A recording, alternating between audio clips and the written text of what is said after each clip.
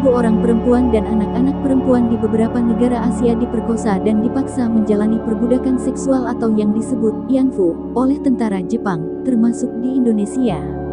Sri Sukanti berusia 9 tahun ketika dibawa tentara Jepang ke Gedung Papak, Purwodadi, Jawa Tengah. Wah, ayah saya hampir pingsan karena saya dibawa dikira mau dibunuh. Terus ada lagi teman saya sekolah, dikira mau dibunuh. Jangan, saya saja, ungkap Sri, seraya mengenang masa kelam itu. Selama beberapa hari, dia diperkosa seorang perwira militer Jepang. Saya dielus-elus diciumi, ditiduri 3 kali, tidak setiap hari. Nangis toh saya, abis gimana lagi, jauh dari orang tua, yang mau nolong aku siapa? Tuturnya. Sebelum membahas ceritanya, terima kasih sudah menonton di channel kami. Bantu kami untuk mengembangkan channel Karya Tanah Jawa dengan share, like, subscribe dan memberikan tanda lonceng di channel ini agar kami dapat memberikan informasi ke seluruh dunia dan kami akan memberikan informasi baru lagi di channel ini. Terima kasih. Sri ingat dia berada di gedung itu bersama dengan anak perempuan lainnya, tetapi tidak berada di ruangan yang sama. Tak ada yang bisa dilakukan untuk melarikan dari gedung tersebut. Saya menemui Sri Sukanti di kediamannya di sebuah rumah petak di Salatiga, Jawa Tengah. Tubuhnya kurus, tangannya sesekali gemetar selama berbicara dengan saya, tatap matanya kosong ketika menceritakan pengalaman sebagai budak seks tentara Jepang. Selama berada di Gedung Papak, Sri mengungkapkan secara rutin dia disuntik agar tidak memiliki anak. Sri menunjukkan bekas luka yang di bagian bokongnya. Ini suntikannya, 1 minggu nggak bangun. Sakit toh cuma satu tempat, ini tempatnya. Muter di tempat ini tok saja, kata Sri. Sri merupakan korban dari salah satu tindak kekerasan seksual terbesar dalam sejarah modern. Pada masa Perang Dunia II diperkirakan 200.000 perempuan dimasukkan dalam tahanan dan ribuan lainnya diantara mereka diperkosa tentara Jepang.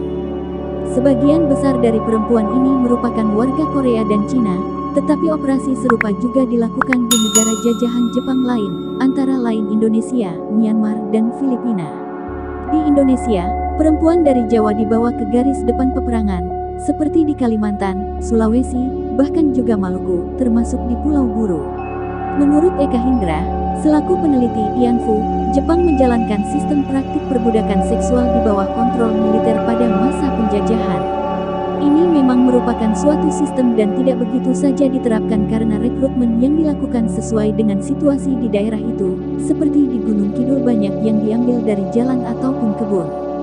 Kemudian ada yang iming-iming untuk meneruskan pendidikan, pekerjaan, dan sekolah, yang terakhir biasanya korbannya dari kalangan terpelajar, jelas Eka. Perempuan-perempuan ini dibawa dan ditempatkan di Yanjo, rumah bordil, yang dibangun oleh tentara Jepang, yang tersebar di berbagai daerah. Selain di Yanjo, banyak perempuan yang juga mengalami perkosaan oleh tentara Jepang. Paini, berusia 86 tahun, merupakan nenek yang berbicara tegas dan sangat ramah. Sampai saat ini dia tak pernah menceritakan secara langsung kekerasan seksual yang dialaminya pada masa penjajahan Jepang kepada anak ataupun cucunya. Meski begitu, dia sangat terbuka untuk mengungkapkan kekejaman seorang tentara Jepang terhadap dirinya. Sri Sukanti tinggal bersama suaminya, Muhammad Sidik, di rumah petak di Salatiga, Jawa Tengah. Ketika Jepang masuk ke Salatiga, Jawa Tengah, para tentaranya merekrut warga setempat untuk kerja paksa atau menjadi romusya. Paini, yang ketika itu berusia 12 tahun, pun menjalani kerja paksa. Saat itu dia sudah menikah. Di barak militer Jepang itu, Paini mengalami kekerasan seksual oleh tentara Jepang. Saya disuruh masak gerondol jagung dibuat kasih makan orang romusya. Tapi belum selesai masakan saya, kan saya tidak tahu kalau ada orang di belakang saya itu, saya disekap, ungkap Paini. Ketika itu teman-temannya tidak ada yang berani membantunya, dan melaporkannya kepada salah satu perwira Jepang yang memimpin barak. Dia pun akhirnya dipulangkan. Suaminya kemudian menceraikannya. Sepanjang hidupnya, Paini kemudian menikah lagi 2 kali dan memiliki 4 anak. Rahim membusuk. Banyak para penyintas Yanfu yang tidak dapat memiliki anak karena alat reproduksi mereka sudah hancur ketika berada dalam tahanan tentara Jepang. Setelah perang berakhir, mereka juga mengalami stigma dan disebut sebagai bekas Jepang. Perbudakan seks pada masa Jepang ini terungkap jelas ketika seorang Kim Han-suk, penyintas Yanfu, asal Korea Selatan memberikan kesaksian secara terbuka kepada publik pada 1992. Setelah itu satu persatu, Yanfu, di sejumlah negara memberikan kesaksian kekejaman Jepang terhadap mereka. Di Indonesia, seorang penyintas Tumina asal Solo yang menyampaikan kesaksian secara terbuka pada 1992. Setahun berikutnya, Lembaga Bantuan Hukum Yogyakarta melakukan pendataan terhadap korban perbudakan seksual Jepang dengan membuka pengaduan. Mantan Direktur LBH Yogyakarta, Budi Santoso, mengatakan pendataan dilakukan karena ada permintaan dari Jepang agar Indonesia mendata korban perbudakan seks pada masa perang. Melalui pendataan saat itu, ada 1.156 orang yang dilacak. Kondisi fisik dan kesehatan mereka tidak begitu baik. Bayangkan saja mereka ini selama masa mudanya mendapatkan perlakuan seksual yang begitu rupa itu sampai rahimnya ada yang membusuk, ungkap Budi. Dia mengatakan kesaksian para Yanfu ini justru menimbulkan stigma terhadap mereka, bahkan ada juga yang berdampak pada ekonomi mereka. Istilah budak seks dianggap salah oleh koran Jepang. Perempuan penghibur, lumrah, dalam perang. Budi mengatakan pendataan dan verifikasi yang dilakukan LBH Yogyakarta ketika itu banyak dibantu oleh Ibu Mardiem, seorang penyintas dari Yogyakarta yang dijadikan Yanfu di Banjarmasin, Kalimantan Selatan. Pintu masuknya itu ya dari Bu Mardiem.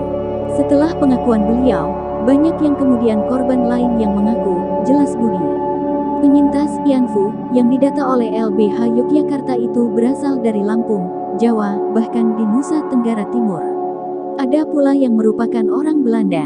Sementara itu, Forum Komunikasi X Heiho mencatat ada 20.000 orang perempuan yang menjadi korban kekejaman Jepang.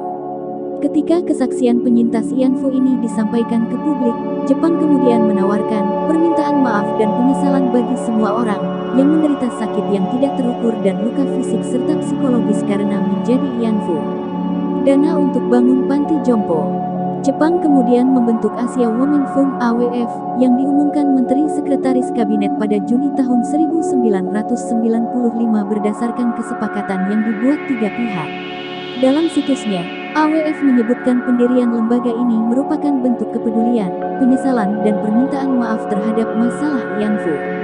Tetapi di Indonesia, AWF menyebutkan karena pemerintah tidak mengidentifikasikan Yanfu, maka pendanaan sebesar 380 juta yen, sekitar 24 rupiah miliar dengan kurs saat itu, diberikan melalui Kementerian Sosial secara bertahap selama 10 tahun untuk membangun fasilitas 235 panti jompo di seluruh daerah. Selain itu, 3 fasilitas panti jompo juga didirikan melalui organisasi yang bergerak di masalah Yanfu. Sempat mendatangi sebuah panti yang dibangun dengan menggunakan dana tersebut di Jawa Tengah, tetapi pengelola mengatakan tidak pernah ada penyintas Yanfu yang tinggal di sana. Pendamping Yanfu dan mantan Direktur LBH Jakarta, Nur Syahbani Katjasungkana, mengatakan ketika itu sikap pemerintah lebih mementingkan hubungan dengan Jepang, tetapi belakangan sudah ada perubahan. Pemerintah Indonesia atas lobi di dalam buku Sejarah Nasional Indonesia, ada 1,5 halaman cerita tentang Yanfu sebagai bagian dari korban perang, jelas Nur Syahbani. Permintaan maaf. Meski sudah berlangsung selama beberapa dekade, Paine masih mengingat kejadian tersebut. Yang sakit di hati saya cuma satu itu, kalau malam sampai tua kayak gini kalau ingat yang satu itu saya tak bisa tidur, hati saya masih sakit itu, ungkap dia. Untuk melupakannya, Paine menyibukkan diri dengan berbagai aktivitas di usia lanjutnya, dan tetap bekerja di pertanian tanaman hias. Paine, 86, masih mengingat kekejaman Jepang. Paine mengatakan tak pernah menerima permintaan maaf secara langsung. Kalau saya berhadapan sendiri saya bisa ngasih maaf. Kalau tak bisa berhadapan tidak bisa ngasih maaf, kata dia.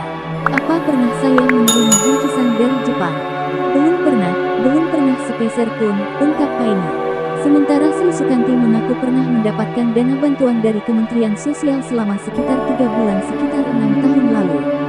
Saat ini dia tinggal di sebuah rumah petak yang terletak di tengah kota Salatiga, Jawa Tengah, bersama dengan suaminya, Muhammad Sidik, ditemani beberapa anjing peliharaannya. Untuk menyambung hidup, Sri seringkali menjual anak-anak anjing peliharaannya. Terima kasih sudah menonton di channel kami. Bantu kami untuk mengembangkan channel karya Tanah Jawa dengan subscribe, share, like, dan memberikan tanda lonceng di channel ini, agar kami dapat memberikan informasi ke seluruh dunia dan kami akan memberikan informasi baru lagi